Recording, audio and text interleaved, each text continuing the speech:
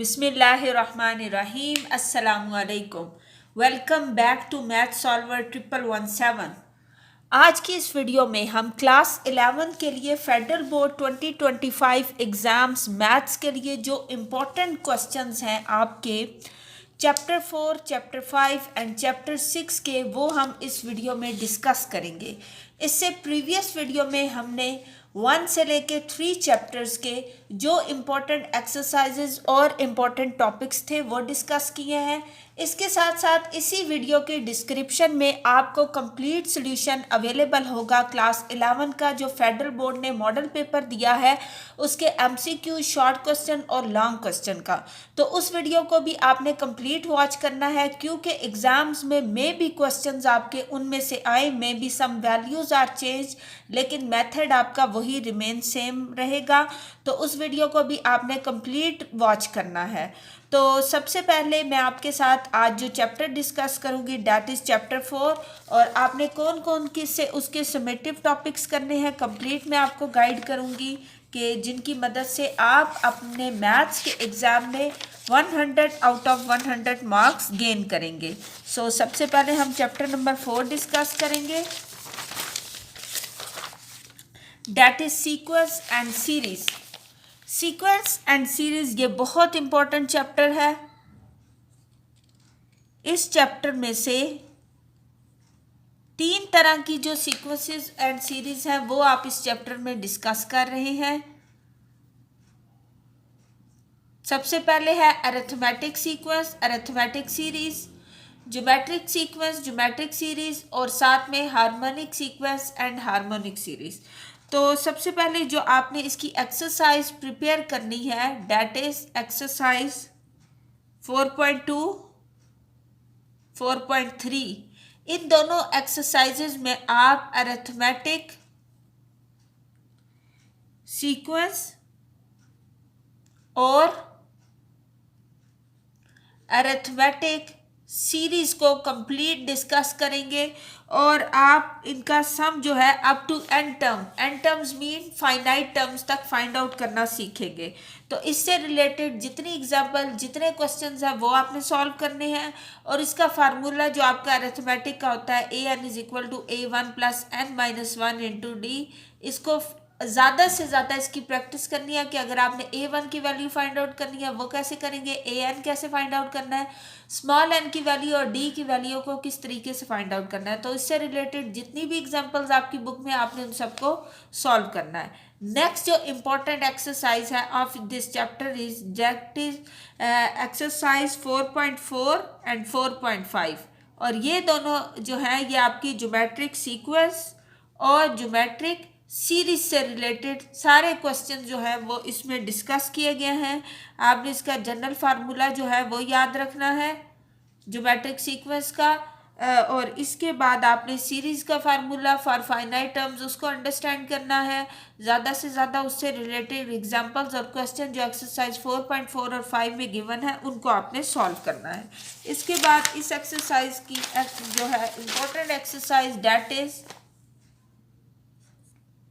Exercise 4.6, 4.6 exercise जिसमें आप पढ़ेंगे हार्मोनिक सीक्वेंस और हार्मोनिक सीरीज के बारे में। तो इन दोनों चीज़ों को आप इस एक्सरसाइज में डिस्कस करेंगे। हार्मोनिक सीक्वेंस बेसिकली अरिथमेटिक का रेसिप्रोकल होता है, तो आप उससे रिलेटेड सारे क्वेश्चन सॉल्व करेंगे। सबसे पहले आपने उसका अरिथमेटिक बना लेना है विदाउट रेसिप्रोकल, और फिर उसको आपने हार्मोनिक में कन्वर्ट कर देना है। सो इससे रिलेटेड जो एक्सरसाइज 4.6 है जितने क्वेश्चन उसमें हैं उनको आपने अच्छे तरीके से सॉल्व करना है। इसके बाद तमाम टर्म्स को जो है सम करने के लिए हम एक नोटेशन यूज़ करते हैं डैट इज सिग्मा नोटेशन। सो इस चैप्टर में आप सिग्मा नोटेशन के बारे में कि चीज़ों को ऐड करने के लिए, सम अप करने के लिए ये साइन यूज़ होता है। तो इसको अगर हम इन सीक्वेंसेस में इस्तेमाल करेंगे तो इसका यूज़ क्या है, तो इसके लिए आप एक्सरसाइज 4.7 सीखेंगे। 4.7 में आप इस टर्मिनोलॉजी से ज़्यादा से ज़्यादा क्वेश्चन सॉल्व करेंगे। नेक्स्ट आपने प्रॉब्लम जो है मोटर व्हीकल से रिलेटेड डिफरेंट कंडीशंस के लिए, कि अगर आप कोई मोटर बाइक है उसको आप इंटरेस्ट रेट पे लेते हैं, किस तरह के क्वेश्चंस होंगे वो सारा आपने फाइंड आउट करना है। एक्सरसाइज 4.8 और साथ में एप्लीकेशन क्या है, डेली लाइफ एप्लीकेशंस क्या है आपकी जो अरिथमेटिक सीक्वेंस, ज्योमेट्रिक सीक्वेंस और हार्मोनिक की, उससे रिलेटेड एक्सरसाइज 4.9 में, यानी इसमें आप एप्लीकेशंस के बारे में ज़्यादा से ज़्यादा, और इसमें आप डिफरेंट मोटर व्हीकल से रिलेटेड जो है क्वेश्चंस वो आप इसमें सॉल्व करेंगे। लास्ट में आपने रिव्यू एक्सरसाइज को ज़रूर डिस्कस करना है। रिव्यू एक्सरसाइज कंप्लीट आपने सॉल्व करनी है, उसका कोई क्वेश्चन, कोई एमसीक्यू कुछ भी स्किप नहीं कर सकते आप, क्योंकि मैक्सिमम चांस ये होता है कि एक्सरसाइज में से भी एमसीक्यूज आ सकते हैं और उन्हीं की वैल्यूज़ को चेंज कर दिया जाता है। सो आपने अपने कॉन्सेप्ट को क्लियर करने के लिए रिव्यू एक्सरसाइज में से कोई भी क्वेश्चन स्किप नहीं करना। नेक्स्ट, अब हम नेक्स्ट चैप्टर डिस्कस करेंगे। नेक्स्ट जो चैप्टर नंबर 5 है, that is division of polynomials. अब डिवीजन ऑफ पोलिनोमियल्स के लिए आप रिमाइंडर थ्योरम भी इस्तेमाल करेंगे।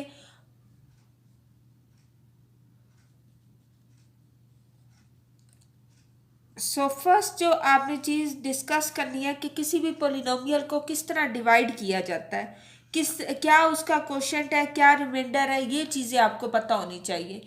तो इसके लिए एक्सरसाइज 5.1 आप सॉल्व करेंगे, क्योंकि इस एक्सरसाइज से आपको पता चलेगा क्वेश्चन क्या होता है, रिमाइंडर क्या होता है और किस तरीके से आपने डिवाइड करना है पोलिनोमियल को। नेक्स्ट, आप एक्सरसाइज 5.1 में ही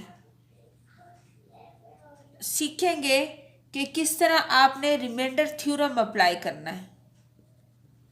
रिमाइंडर थ्योरम की जो एप्लीकेशन है वो भी इसी एक्सरसाइज में आपको मिलेगी, एक्सरसाइज 5.1 में। सो इससे रिलेटेड आपने क्वेश्चन सॉल्व करने होंगे।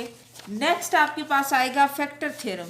सो जब आपके पास क्यूबिक पोलिनोमियल होंगे, जब पोलिनोमियल आपका क्यूबिक फॉर्म में होगा, यानी 3 उसकी पावर 3 या 3 से ज़्यादा होगी, तो उस टाइम आप कौन सा थ्योरम अप्लाई करेंगे, फैक्टर थ्योरम।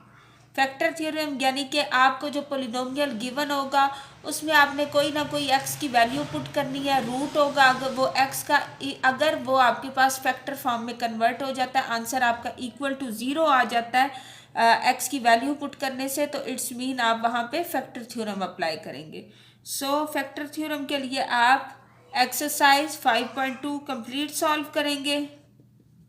नेक्स्ट जो है आपकी जो डेली लाइफ की एप्लीकेशन है ना, कि डेली लाइफ में आपका जो है फैक्टर थ्योरम या दूसरा जो आपने पढ़ा है रिमाइंडर थ्योरम, वो किस तरीके से अप्लाई होता है, उसके लिए exercise 5.3 is the most important, क्योंकि एसएलओ का मेन पर्पज़ ये है कि बच्चों को ज़्यादा से ज़्यादा इस चीज़ के बारे में पता हो कि मैथ्स का जो है प्रैक्टिकल यूज़, प्रैक्टिकल एप्लीकेशन किन किन फील्ड्स में है। तो इस मकसद के लिए एक्सरसाइज 5.3 आपने सॉल्व करनी है। और देन लास्ट में most important, that is the review exercise.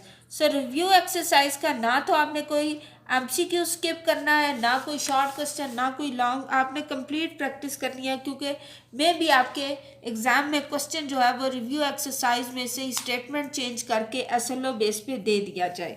So this is the chapter number 5। अब हम चैप्टर नंबर 6 डिस्कस करेंगे। सो चैप्टर नंबर 6 जो है उसमें आप परम्यूटेशन एंड कॉम्बिनेशन को डिस्कस करेंगे। आप ये देखेंगे कि परम्यूटेशन कहाँ पे अप्लाई हो रही है और आपने कॉम्बिनेशन को कहाँ पे अप्लाई करना है, और इनके फार्मूलाज क्या है, इनका आपस में रिलेशनशिप क्या है, ये सारी चीज़ें। तो सबसे पहले आप जो चीज़ स्टडी करेंगे वो ये कि फंडामेंटल काउंटिंग प्रिंसिपल क्या होता है, इसको आपने सबसे पहले अंडरस्टैंड करना है। और इसके लिए जो आपकी फ़र्स्ट एक्सरसाइज है वो आपने कंप्लीट सॉल्व करनी है, क्योंकि उसी से आपको मालूम हो सकेगा कि फंडामेंटल जो आपका काउंटिंग प्रिंसिपल है, चीज़ों को ऐड अप करने का, समराइज़ करने का, वो क्या है। सो इसके लिए आप एक्सरसाइज 6.1 कंप्लीट सॉल्व करेंगे, इसके तमाम क्वेश्चंस की आप प्रैक्टिस करेंगे। नेक्स्ट आपने जो एक्सरसाइज करनी है डैट इज 6.2, और 6.2 आपकी रिलेटेड है जिसमें आप एक्सप्लेन करेंगे और सॉल्व करेंगे problems related to the permutation. Permutation से रिलेटेड सारे टॉपिक्स को आप डिस्कस करेंगे। नेक्स्ट एक्सरसाइज इज 6.3 और 6.3 एक्सरसाइज में आप कॉम्बिनेशन के बारे में और इससे रिलेटेड जो है प्रॉब्लम्स को डिस्कस करेंगे।